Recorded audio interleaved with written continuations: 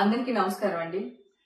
గతంలో ఎలా అయితే నా మీద పాజిటివ్ వచ్చిందని ఛానల్ వాళ్ళు, మీడియా వాళ్ళు అండ్ యూట్యూబ్ ఛానల్స్ వాళ్ళు ఎలా అయితే ప్రచారం చేశారో అదే పాత న్యూస్ ని తీసుకుని వచ్చి మళ్ళీ టెలికాస్ట్ చేస్తున్నారు. పాజిటివ్ వచ్చింది అని చెప్పి. ఇంకా ఛార్జ్ షీట్ నేనే చూడలేదండి. ఇంకా ఛార్జ్ షీట్ నా చేతికే రాలేదు. సో అలాంటిది మీ చేతికి ఎలా వచ్చింది? మీరు ఇలాంటి న్యూస్ ఎందుకు స్ప్రెడ్ చేస్తున్నారో నాకు అర్థం కావట్లేదు. నేను చాలా ప్రయత్నిస్తున్నాను. ఈ మధ్య కాలంలో ఎన్టీవీలో మళ్ళీ న్యూస్ యథావిధిగా చేస్తున్నారు. ఎన్టీవీతో నాకున్న ప్రాబ్లం ఏంటంటే అక్కడ క్రైమ్ రిపోర్టరు రమేష్ వైట్లా అని చెప్పి ఆయన ఉన్నారు. లాస్ట్ టైం కూడా పుడింగ్ ఎలిమెంట్ విషయంలో కూడా ఇట్లానే రాంగ్ న్యూస్ వేశాడు అతను. నేను ఎన్టీవీకి వెళ్ళాను, అక్కడ ఎవరు లేరండి, చౌదరి గారు రాలేదన్నారు. సరే అండి అని చెప్పి అతని నెంబర్ తీసుకుని ఆయనకి ఫోన్ చేశారు, రమేష్ వైట్లకి ఫోన్ చేసి, ఏమండి నేను లేను అక్కడ, నా న్యూస్ వేయకండి ప్లీజ్, నా పేరు తీసేయండి అన్నా. మాకు పోలీసులు ఇచ్చారు, మేమెందుకు తీయాలని కొంచెం గట్టిగానే అరిచాడు ఆయన. అరిస్తే సరేనండి నేను మాట్లాడుతున్నాను, మీరు అరుస్తున్నారు, సరే మీరు ఎక్కడున్నారు చెప్పండి, నేను అక్కడికి వచ్చి మాట్లాడుతాను అన్నా.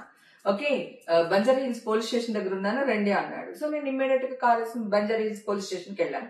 వెళ్తే అక్కడ అతను లేడు. అక్కడ వాళ్ళందరినీ అడిగే మీడియా వాళ్ళని, ఏమండి రమేష్ వైట్ల ఎక్కడ ఉన్నారు అంటే లేదండి వెళ్ళిపోయారు అన్నారు. అంటే నేను వస్తున్నాను అని చెప్పిన తర్వాత కూడా అతను అక్కడి నుంచి వెళ్ళిపోయాడు. ఓకే, తర్వాత నేను అక్కడ అరిచాను, ఎట్లా ఎన్టీవీ వాడు న్యూస్ వేస్తాడు నా పైన, నేను అక్కడ లేనని చెప్పేసి అడగడం జరిగింది. అది మీ అందరికీ తెలుసు.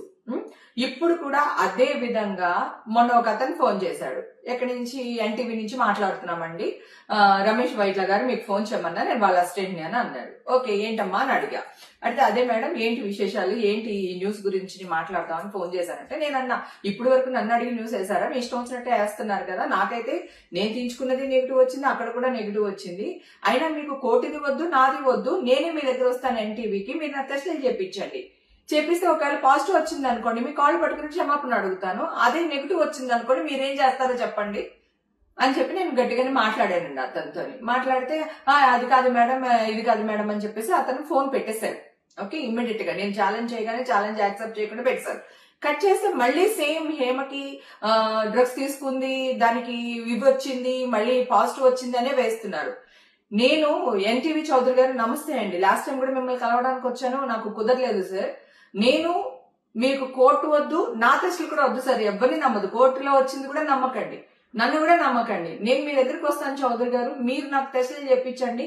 అలాగే టీవీ5 మీరు ఒక్కళ్ళే కాదు న్యూస్ వేసేది, టీవీ5 గానీ, బిగ్ టీవీ గానీ, ఆర్టీవీ గానీ, ఇవన్నీ కూడా ఇవే న్యూస్లు ప్రచారం చేస్తున్నారు సార్. నేను ఇంత గట్టిగా వాదిస్తున్నాను, మీరందరూ చాలా పెద్ద పెద్ద పర్సనాలిటీస్, పెద్ద పెద్ద వాళ్ళు మీరందరూని, మీ దగ్గర నేను ఒక ఛాలెంజ్ కి నించుంటున్నాను అంటే అర్థం ఏంటి సార్? మీరు పెద్దవాళ్ళు కనుక వయా మీడియాగా ఈ కింద ఏం జరుగుతుందో మీకు తెలుసో లేదో నాకు తెలియదు. నాయుడు గారు, టీవీ5 నాయుడు గారు, మీకు నేను 15-20 ఇయర్స్ నేను తెలుసు సార్. గతంలో మీ ఇంటి పార్టీస్ కూడా నేను వచ్చాను, ఫంక్షన్స్ కి వచ్చాను, మీకు నా గురించి బాగా తెలుసు సార్, నేను ఎలాంటి దానిలో తెలుసు. రాత్రికి ఇంత మర్యాద రాలేదు సార్, హేమక్కని బిరుదు రాలేదు నాకు. నేను వాదిస్తూనే ఉన్నాను సార్, మా ఇంటికి వచ్చి బిర్యానీ పెట్టి లైవ్ లోకి వెళ్తే కూడా వాదిస్తుంది, బొకాయిస్తుంది అని వేశారు. నా టెస్ట్లే లేవండి, నేను ఇప్పుడే ఇస్తున్నాను, మీరు ఎలాగ నెగిటివ్ వచ్చింది పాజిటివ్ వచ్చింది అని వేస్తున్నారు అని అడిగితే ఓవర్ యాక్టింగ్ చేస్తున్నా హేమాని ప్రచారం చేశారు సార్ మీరు. అలాగే రవిప్రకాష్ గారు, మీరు కూడా నాకు చాలా చోట్ల కనిపించారు, చాలా పార్టీస్ లో మనం కలిసాం, డిమానిటేషన్ టైంలో కూడా కలిసాం, నేనేంటో మీకు తెలియదా? అలాగే టీవీ5 యాంకర్స్, ప్రముఖ యాంకర్స్ తో కూడా నేను పార్టీస్ చేశాను, బర్త్డే పార్టీస్ కి అటెండ్ చేశాము, మన సంగీతకి అదే అటెండ్ చేశాము, నేనేంటో మీకు తెలియదా సార్? సో దయచేసి మిమ్మల్ని అందరిని అడుగుతున్నారు, రాధాకృష్ణ గారు, ఏబిఎన్ రాధాకృష్ణ గారు, ప్లీజ్ అండి, మీ పెద్దవాళ్ళు కనుక మీ 4-5 డిసిషన్ తీసుకుని ప్రింటింగ్ మీడియా వాళ్ళని, యూట్యూబ్ మీడియా వాళ్ళని, మీ మీడియా వాళ్ళని ఒక చోట చేర్చుకుని మీరందరు డిస్కషన్ చేసుకుని నన్ను పిలవండి సార్, ఎక్కడికి రమ్మంటారో చెప్పండి, నేను వస్తాను. డ్రగ్స్ అనేది నా బాడీలోనే ఉంటది కదా సార్, నాకు టెస్టులు చేయించండి అంటున్నాను కదా, నేను పబ్లిక్ గా వస్తాను అంటున్నాను. ఒకవేళ పాజిటివ్ వచ్చింది అనుకోండి సార్, మీరు ఏ శిక్ష వేసినా నేను భరిస్తాను, ఆ శిక్షను అనుభవిస్తాను నేను. సరే నాకు నెగిటివ్ వచ్చింది అనుకోండి సార్, మీ పెద్దలందరూ కలిసి ఏం చేస్తారో మీరే నిర్ణయం తీసుకోండి సార్. ఆల్రెడీ ఫిలిం న్యూస్ వాళ్ళందరికీ నేను ఫోన్ చేశాను, నేను ఫిలిం రిపోర్టర్లందరికీ ఫోన్లు చేశాను, వాళ్ళ అసోసియేషన్ కింద ఒకటి ఫామ్ అయి ఉంది కదా, వారికి ఫోన్లు చేశాను నేను.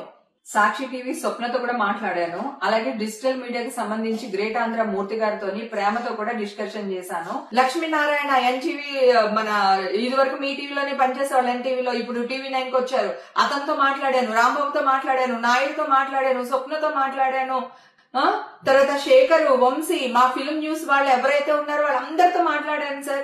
నాకు టెస్టులు చేయించండి, మీరు ఎక్కడికి రమ్మన్నా వస్తాను, మీరేం చెప్పినా చేస్తాను, ఒకవేళ పాజిటివ్ వస్తే మీ ఇష్టం అని వాళ్ళందరితో కూడా మాట్లాడాను సార్. నేను మాట్లాడిన తర్వాత కూడా ఎగైన్ ఈ న్యూస్ లో వస్తున్నాయి. మేమే చూడలేదు సార్ ఇంకా షార్ట్ షీటు, మీ దాకా ఎలా వస్తుంది? ఎవిడెన్సెస్ ఏంటి సార్ నాకు అర్థం కాదు. ఈ న్యూస్లు మీరు వేయడం వల్ల మీ న్యూస్లు చూసి మా అమ్మకి యాంగ్జైటీ అయిపోయింది.